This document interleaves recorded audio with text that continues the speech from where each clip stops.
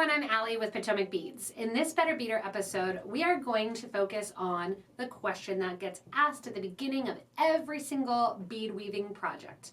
If you're picking up a thread and needle, you want to know, how much thread do I cut and do I use at a time? I'm going to give you my words of wisdom, and I really would love to see the comments below to help out others that may be asking the same question, to learn not just from me, but from you as a community member as well. So make sure, if you want to know how much thread to use in a project, stay tuned and continue to watch the video. When deciding how much thread to use, there is a lot of issues and a lot of things that might make you determine you need more thread or less thread for the project when you're working on it. I have Wildfire thread sitting here because that's my preferred thread brand that I use. I like to use it with size 10s, 11, and 12 needles, and it works out great. Now, how much thread do I generally start with when I'm taking my thread zap and burning it off the spool of thread? What project am I working on? If I know that I'm looking at a project that I am most likely to have to go ahead and add thread to it, there's other Better Beader episodes on adding thread. I'll actually link them below. You can also comment in this. I can't wait to see everybody's opinions because I know they vary, how much thread you get started with for a project. So it's somewhat of a very personal question, but you want to know many times how much thread is going to be required for the project total. So if I'm doing something just a small little pendant here, like the luminous necklace, how much thread am I going to use? Not that much. Versus if I'm doing something like this Bubble Bliss bangle. So if I'm doing this Bubble Bliss bangle, I'm obviously going to need more thread because it requires more passes of thread and more thread to finish the project. When I start with thread, generally speaking, even if I'm doing an earring, if I'm doing a bracelet, or if I'm doing some individual beaded beads like the sorbet bracelet here, I'm going to start out generally with 5 feet of thread.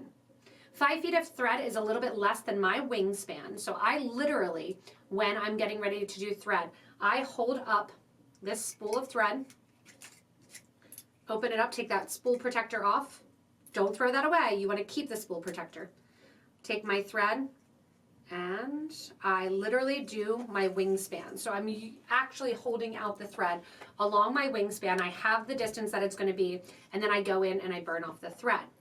The reason I use 5 feet of thread is because for me, that 5 feet is really manageable, that I don't do a lot of extra knots. It doesn't get twisted. It doesn't become an issue. There are projects where it's harder to conceal the knot. So I do think ahead of time, if I know that I'm going to need about 8 feet of thread, let me just start out with that 8 feet of thread. If the pattern is very repetitive, meaning that you can work from one end or the other end of the thread, something that I'll do a lot is if I have this long piece of thread of the green 0.006 that I did, I'm going to burn it off the spool. I will take my needle onto my thread here, flatten that out, and I'm going to take the needle and add it to the middle of my 5 feet of thread. If I'm going 8 feet, 10 feet, even more so, I like to add it to the middle of the thread. So I'm taking this and I'm pulling this thread the whole way to the middle of my thread.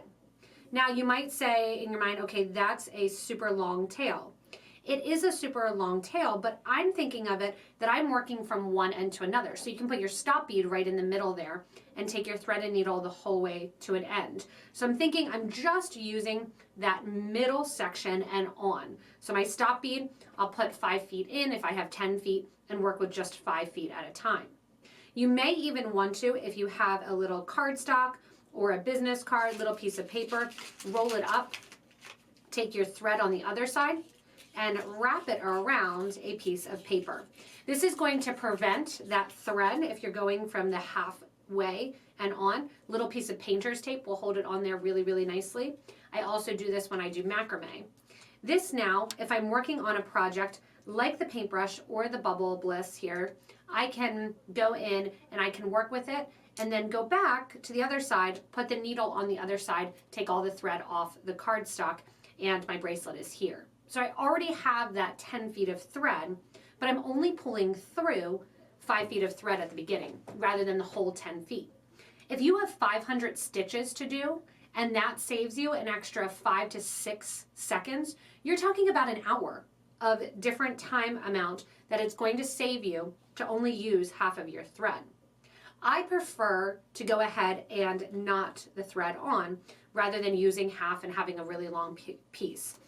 For me, even if I'm doing something like this beaded bead, I'll still use 5 feet of thread because I know I have to do a couple of those. So that 5 feet of thread might get me 3 beads done. I like to have a piece of thread then, once I'm done, on my needle that is at least about 12 inches long. So if I have about 12 inches of thread left on my needle when my project is done, I save that for another project. There's instances where you only need 1 foot of thread, or you get to the end and you just need a little bit more to attach the clasp. That's when I pick up those needles and use them for smaller or less thread-based projects. The reason that I would use more than 5 feet of thread is because I'm going to have a project where it's not easy to conceal a knot if I make that in the thread. If I'm doing a loom project, something really tight, say even a tight peyote band like this, that's extending both ways, I really would have a hard time tying a knot without weaving my thread back through. So I might think, all right, if this is a super long bracelet, maybe I will start out with 10 feet because I don't want that thread to have the knot showing when I add the thread together. However, something like the paintbrush, which you're going to use about 15 feet of thread. So in my mind, I know that I'm connecting thread at least 2 times. I have knots that are along here that are concealed inside of the bead because of the way that the stitch is. It's a tubular stitch. I'm able to conceal the knot into the interior of the thread, so I don't have to worry too much if I'm only using 5 feet if I need to add thread.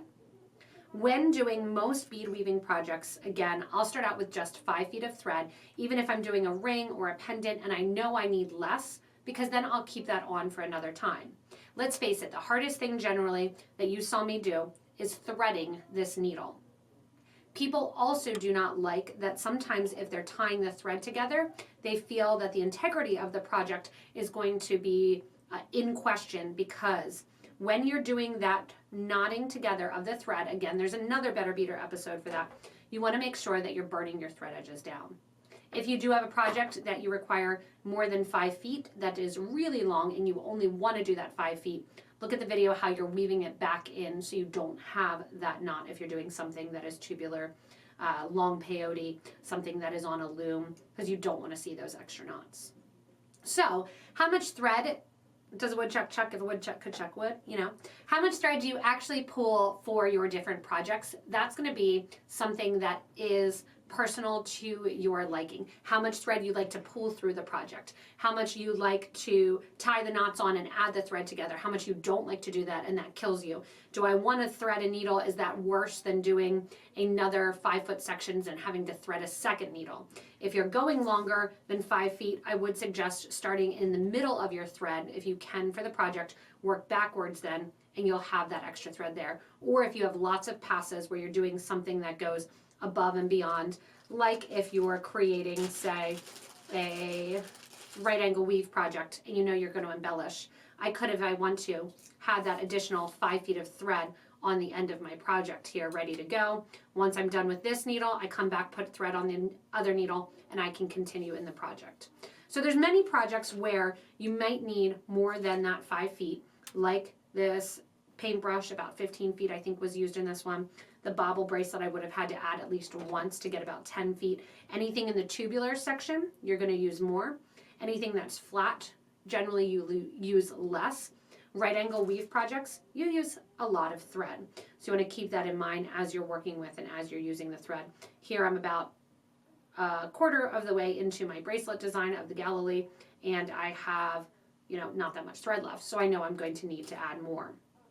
If possible, and the patterns tell you how much thread is required, you can make an educated guess then and decide how much thread you want to start out with, knowing you either need 8 feet, you need 5 feet, you need 4 feet, and so forth. That'll give you an idea of how much thread to start out with. Even if an artist or instructions say you need 5 feet of thread to complete the project, I would cut 6, especially if you don't want to add that extra 1 foot at the end. So I'm relying on your comments a lot to help people to determine whether or not you like working with 4 feet of thread, you like working with 10 feet of thread, you like using your thread in the entire project, and if so, how do you keep that from getting tangled if you know that you need 15 feet of thread to complete, or even 20 feet. Some pieces I know that I've done require probably 30 feet of thread. So do I want to use that all at once? I have to look and see, can I conceal a knot if I knot it together? Do I need to weave thread back through if I use less than that 30 feet at once?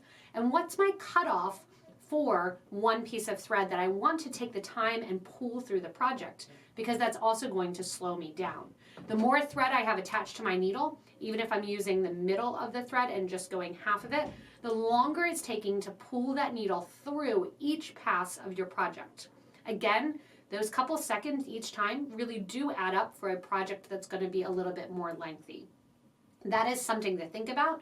That is why I stick to about 5 feet or less when I'm working, and I prefer to add on thread if I need to. I know my opinion here is going to vary a ton, and like I said again, please comment below and let people know your kind of tricks, your rules, your ideas to how much thread you start with, and what to do with all of that extra thread if you do start with the project's total amount. When you're working with 2 needles, I didn't touch on that, I always start with 5 feet. You got 2 feet on each side, basically then 2.5 feet. And when you're working with 2 needles, it's really easy generally to add more thread into the project because you just start with another piece of thread and go through a bead. Super simple if you're doing a 2 needle project. Start with whatever size you need. As always, I do really rely on your comments below to help out this beading community at large. This group that we've created on Facebook as well as YouTube and also on Twitch has been amazing to help further the craft of beading and jewelry making. As always, if you want to, you can subscribe to this YouTube channel so you don't miss anything from us here at Potomac Beads, as well as give a little thumbs up if you like this content and you'd love to see more. You can always also suggest on these Better Beader episodes in the comments further topics that you would love to have explored. As always, these Better Beader episodes really are made to help you become a better beader and answer questions that may not be touched on in different videos and have them all in one place. If you're just joining the community, you may even want to go back, start at the beginning at number 1 and catch up to all of those Better Beader episodes since they give out a plethora of information. As always, thanks so much for watching, and hopefully this Saturday episode of Better Beader makes you more skilled at the craft.